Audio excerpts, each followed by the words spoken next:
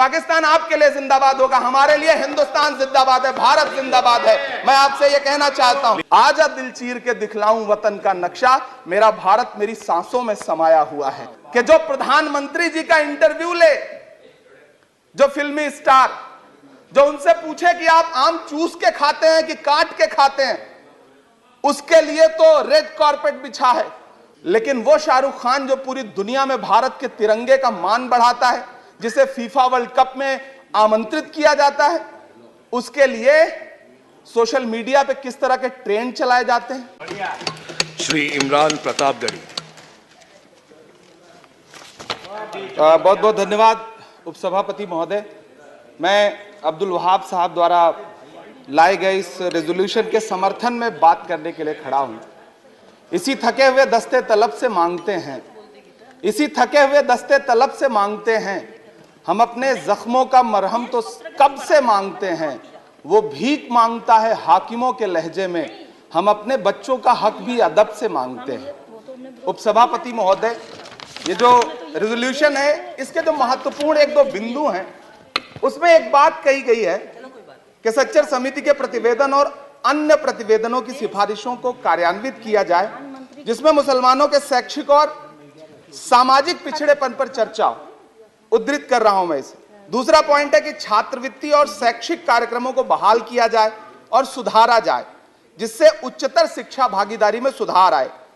मदरसों के आधुनिकीकरण की बात की गई। मुझे हैरत है, तभी राकेश सिन्हा जी बात कर रहे थे, अभी नहीं है शायद, कहीं चले गए हैं आसपास।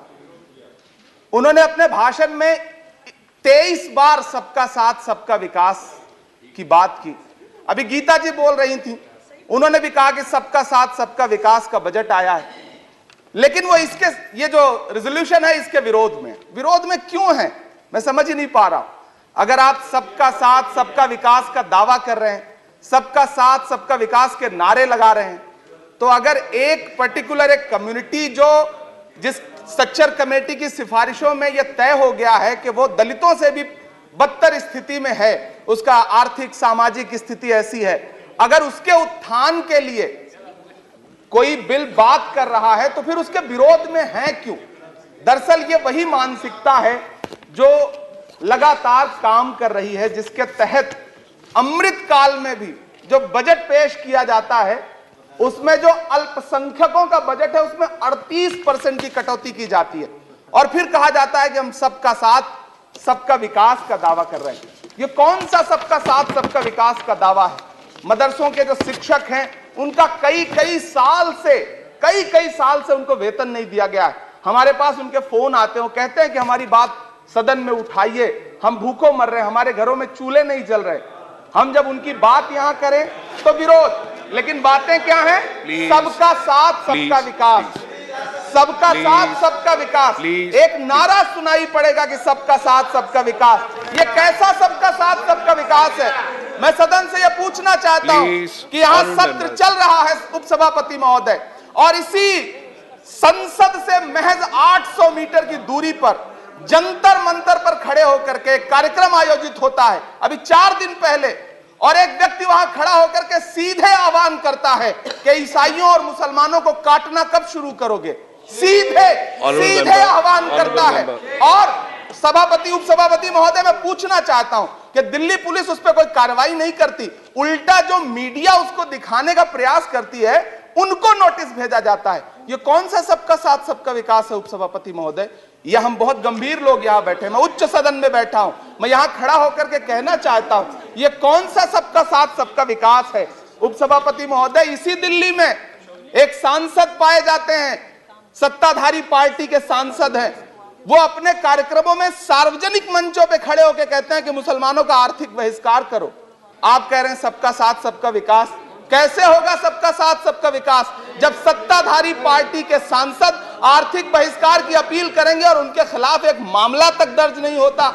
प्रधानमंत्री जी अपने भाषणों में सबका साथ सबका विकास की बात करते हैं, लेकिन अफसोस है कि जब राजनीतिक तौर पर विकास करने की बात आती है तो लोकसभा में एक भी टिकट ये सत्ताधारी दल किसी मुसलमान को नहीं देता, राज्यसभा में एक भी टिकट किसी मुसलमान को नहीं देता, विधानसभा में जो बड़े बड़े प्रदेश हैं उसमें एक भी टिकट मुसलमान को नहीं देता। और वो 3 जो नाम के लोग थे मुख्तार अब्बास नकवी साहब, एमजे अकबर साहब, सैयद जफर इस्लाम, उनको भी किनारे लगा दिया जाता है। ये कौन सा सबका साथ सबका विकास है? काहे का सबका साथ सबका विकास? ये नारा, ये दावा खोखला है। मैंने प्रधानमंत्री जी के भाषण सुने हैं। जब 3 तलाक पर बिल आ रहा था उपसभापति महोदय, तो प्रधानमंत्री जी कहते थे कि मैं अपने मुस्लिम बहनों को हक दिलाना चाहता हूं, उनके न्याय के लिए लड़ रहा हूं, ये बिल मैं उनके लिए ला रहा हूं। आपने भी सुना होगा वो नारा। मैं तो उपसभापति महोदय बचपन से जिस विद्यालय का पढ़ा हूं, वहां संस्कृत का एक श्लोक सुना करता था कि यत्र नार्यस्त पूज्यन्ते रमन्ते तत्र देवता। मैं इसे सुना करता था उपसभापति महोदय। और फिर आज जब यहां सदन में खड़ा हूं, तो मैं पिछले दिनों लाल किले से प्रधानमंत्री जी की, लाल किले की प्राचीर से वो भाषण, उनकी वो तकरीर भी सुन रहा था, जब वो कह रहे थे कि महिलाओं को बिना हक दिलाए देश आगे नहीं बढ़ सकता। जब वो लाल किले की प्राचीर से ये बात बोल रहे थे, तो उस भाषण के महज 2.5-3 घंटे बाद उनके गृह राज्य गुजरात में बिल्किस बानो के आरोपी रिहा किए जा रहे थे। उसी दिन उन्हें माला पहनाया जा रहा था, उनका सम्मान किया जा रहा था। ये कौन सा सबका साथ सबका विकास है? उपसभापति महोदय, मैं तो आपसे कहना चाहता हूं कि जो प्रधानमंत्री जी का इंटरव्यू ले, जो फिल्मी स्टार, जो उनसे पूछे कि आप आम चूस के खाते हैं कि काट के खाते हैं, उसके लिए तो रेड कारपेट बिछा है। जो अभिनेत्रियां उनकी विचारधारा के समर्थन में बात करें, समर्थन से ज्यादा आगे बढ़ के बात करें, उनके लिए जेड सिक्योरिटी है। लेकिन वो शाहरुख खान जो पूरी दुनिया में भारत के तिरंगे का मान बढ़ाता है, जिसे फीफा वर्ल्ड कप में आमंत्रित किया जाता है, उसके लिए सोशल मीडिया पे किस तरह के ट्रेंड चलाए जाते हैं? कौन सा सबका साथ सबका विकास है महोदय? मेरा नाम इमरान है। मैं उस पीड़ा को महसूस करता हूं जिस पीड़ा का जिक्र अभी मनोज झा जी कर रहे थे। मैं उस पीड़ा से गुजरता हूं, इसलिए मैं आपसे यहां खड़ा होकर कहता हूं कि हम हर दिन सुनते हैं, कई सारे मंत्री हैं जो ट्रेवल एजेंसी खोल के बैठे हैं, जो कहते हैं कि देशभक्ति हर दिन देशभक्ति साबित करो, चले जाओ वहां चले जाओ। मैं तो उनसे कहना चाहता हूं कि तुमने नफरत का जो बाजार सजाया हुआ है, तू ये कहता है मुसलमान पराया हुआ है, आजा दिल चीर के दिखलाऊं वतन का नक्शा, मेरा भारत मेरी सांसों में समाया हुआ है।